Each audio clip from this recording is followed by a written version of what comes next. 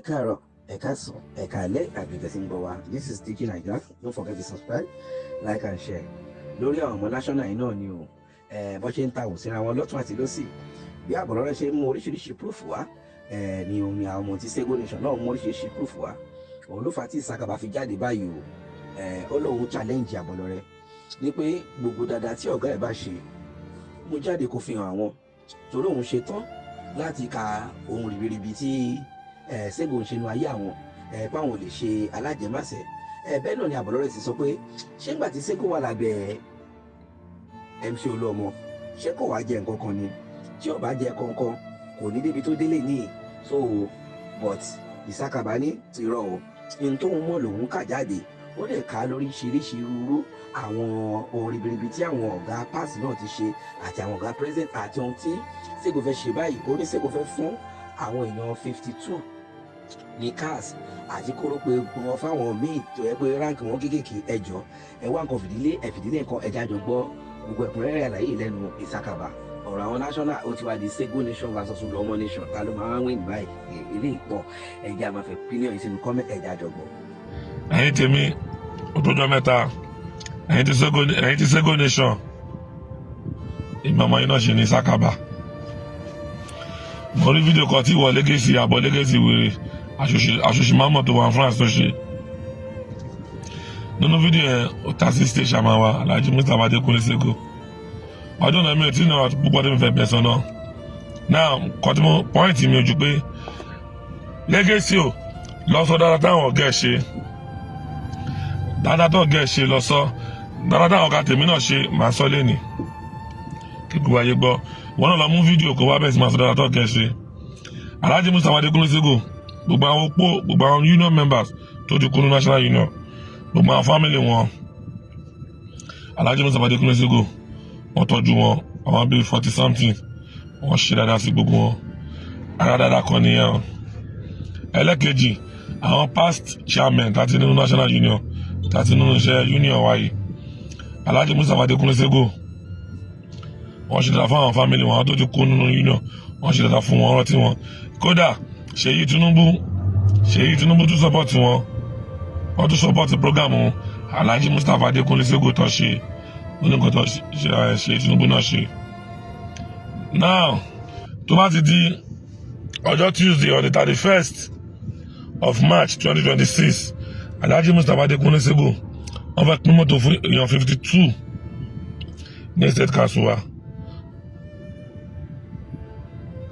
ọjọ́ Tuesday tó ń bọ̀ yìí 31st of March 2026 wàá rí live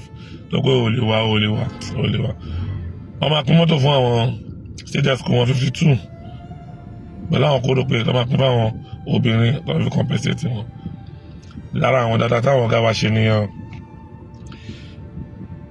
Alhaji Tajudeen Agbede àwọn náà wọ́n break record àwọn náà try nígbà ayé tí wọ́n náà wọ́n tó wá state chairman wọ́n ra mọ́tò mẹ́ta fún state esco wọ́n rà fún ara wọn wọ́n rà fún secretary wọ́n rà fún treasurer tani treasurer gbà yẹn ọ̀gẹ́ Goliath ni treasurer gbà yẹn Alhaji Tajudeen Agbede náà gbé mọ́tò fún ọ̀gẹ́ lára dáadáa náà tí bàbá yẹn ṣe náà nìyẹn ṣorí pé bíbí rẹ̀ kò ṣe fowó rà Alhaji Azeez Abiola Ìsìjàbá àwọn náà ṣe bẹ́ẹ̀ wàdà Alhaji Azeez Abiola Ìsìjàbá wà ní branch chairman èmi tí mo sọ̀rọ̀ ìmọ̀ wà ní branch esco wọn àwa 11 ọjọ́ kan ṣo ni Alhaji Azeez Abiola Ìsìjàbá tọrọ àmọ́tò fáwọn 11 èmi tèmi wọ́n rà Lexus 330 RS 330 fún èmi lára mọ́tò yẹn làwọn gẹ́ẹ̀ wá gbà lọ́wọ́ mi dì ní o mọ́tò tó Alhaji Azeez Abiola Ìsìjàbá rà fún mi gbàdá wọn branch chairman àwọn gẹ́ẹ̀ ló wá gba mọ́tò yẹn lọ́wọ́ mi dì ní o RS 330 Jeep ṣe wá rí pé bíbí ló ṣe fowó rà president wa Alhaji Tajudeen Ibíkúnlé Bàrúwá bàbá ni president wa slot bàbá Bàrúwá òun ni Alhaji Azeez Abiola Ìsìjàbá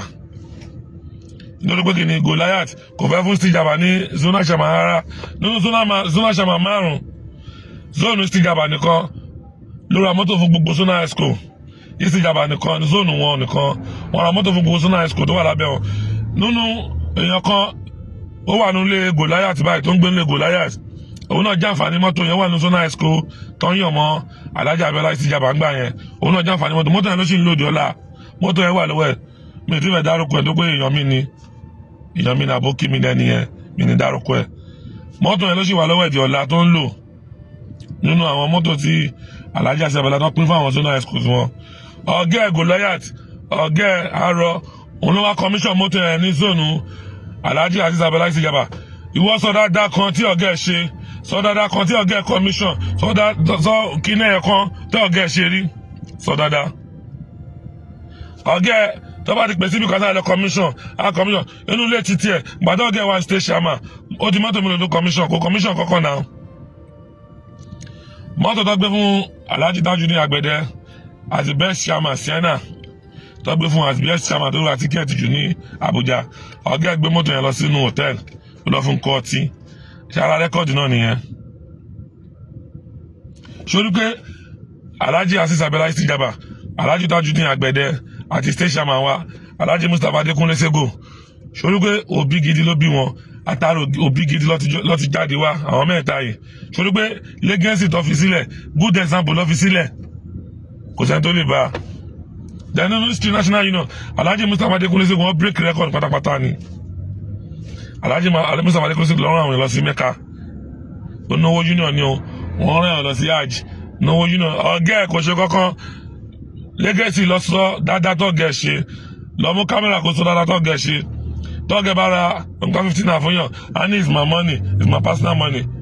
ìwọ náà can't you see that the difference is clear tí Alhaji Mustapha Adekunle Sego bá fẹ́ ṣe nǹkan àní owó union làwọn fi ń ṣe